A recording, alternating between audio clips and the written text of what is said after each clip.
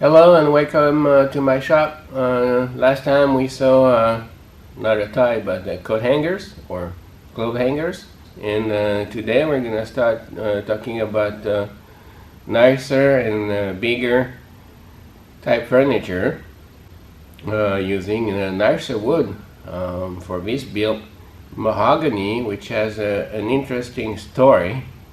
This mahogany was sold to me by my uncle here in the U.S. and he had the wood for decades, never did anything with it, never had the opportunity, and when he found out that I was making furniture for my house, he asked me if I wanted it, and I jumped on it. A very awesome type of wood. I still have some today, keep building stuff. There's one that is in the back here, which is a bookshelf, which I'm working on. When I say my uncle, I need to maybe give you a little bit more background about me. I first came to the US as an exchange student in 1999, and I spent 3 weeks in a family, and at the end of the trip, he asked me if I wanted to come back, and since we got along very well, I said yeah, and said yeah, you go in the plane, we pick you up at the airport, we drive you back to the plane, you go home, and come whenever you want. And I did that ever since, at least once a year, until I had the opportunity to go to Georgia Tech for a master's degree, where I lived for 2 years in Atlanta and came back to France. But anyways, this family became my family, so now I say I have two families, one in France and one in the US. And when I say my uncle, it's not really my uncle, but everybody calls it uncle, so I'm doing the same thing. I mentioned earlier my friend who gave me my first miter saw. He's part of his family.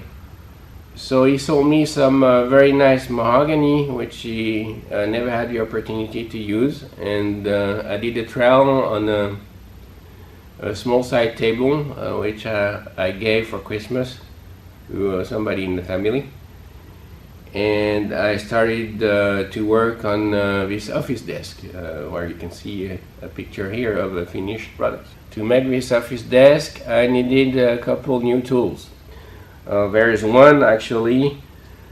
I would maybe buy ASAP, or if you start a new shop, that's a caliper. I end up using this thing over and over again. I wish I had this thing when I really started. It makes a huge difference for precision stuff, and I use it for thicknesses, I mean, to measure anything. This is great. I still use tape measures, but calipers are awesome. So I wish I had one earlier. As far as other tools, I used a block plane for putting corners on the top. Nothing fancy. This one is a Cobalt from Big Box Store.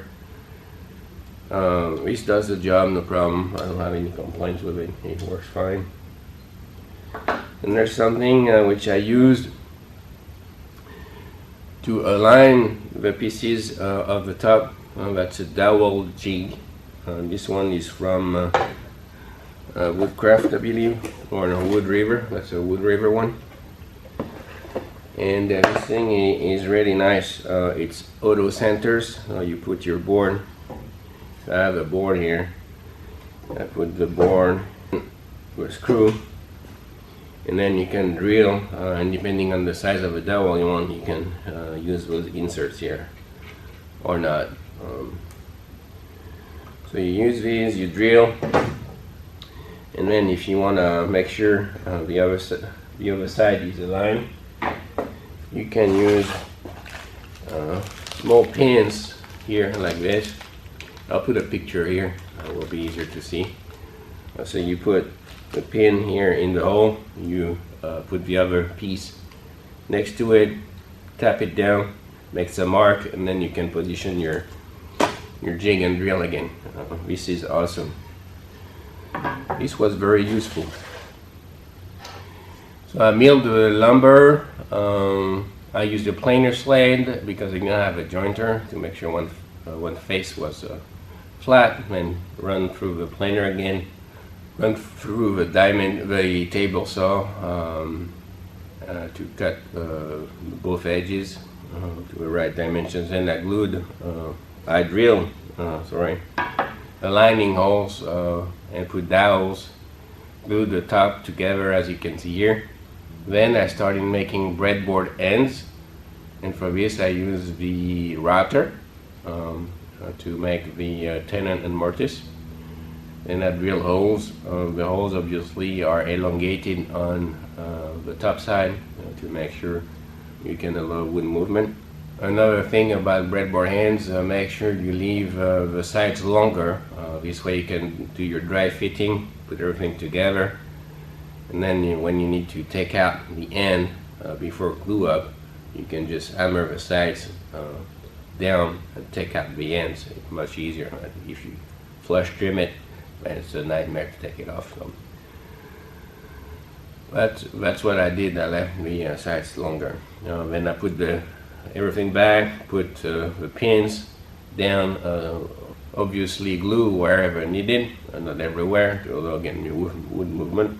And then starting sanding until 220 grit. Then I started working on the base. The base starting on the two sides first. The bottom part is using dowels. Also the top part I wanted to do dovetails, so I put the dovetails on the top board, top cross member. Then I started assembling the back. Also the back is dovetailed into the side. That was interesting. That was one of my first dovetails. Then I added the front panels. The front panel is one single piece of wood which was cut for the drawers and everything else and reassembled together, so when you look at the desk it's even all the way.